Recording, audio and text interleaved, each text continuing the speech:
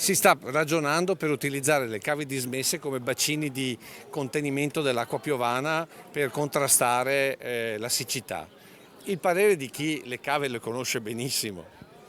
Anche perché ho esperienza di acqua, migliore protagonista e conoscitore del sottosuolo. L'acqua ce n'è fino che abbiamo bisogno. Altro che bacini di carico o nuovi invasi da trasformare in laghi artificiali. Per Remo Mosole, storico volto dei cavatori della Marca, non c'è bisogno di fare grandi investimenti pubblici. E cave dismesse, quelle che hanno il passaggio dell'acqua, pompano l'acqua da là e non sono a posto, perché vanno a fare altri bacini per creare altri zanzare, altri inquinamenti, altri progetti che non servono a niente. E Mosole, forte della sua esperienza, va oltre. Ci sono le crisi momentanee, è successo nel 2013 che eravamo nell'abbassamento come adesso, che era una cosa rara, rarissima.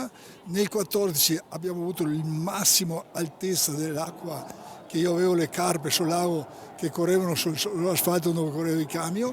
È un passaggio del tempo, non serve a niente. Un segnale forte sia alla Regione che ai consorzi di bonifica. Se vogliono acqua a Vede Lago, dal mio lago, dai laghi che ci sono già in essere, possono pompare acqua finché vogliono, ma perché vanno a spendere soldi per niente? Il ragionamento di Mosole si basa sul livello di falda. Le cave che ci sono già hanno miliardi di ettolitri di acqua e c'è sempre il sottosuolo che pompa dentro. Ma è la proprietà è dei cavatori. I cavatori possono mettere a disposizione delle comunità? Altro che la mia la metto domani mattina a disposizione. Acqua ce n'è nel sottosuolo qua a Trevigiano, ce n'è a miliardi di acqua, a miliardi.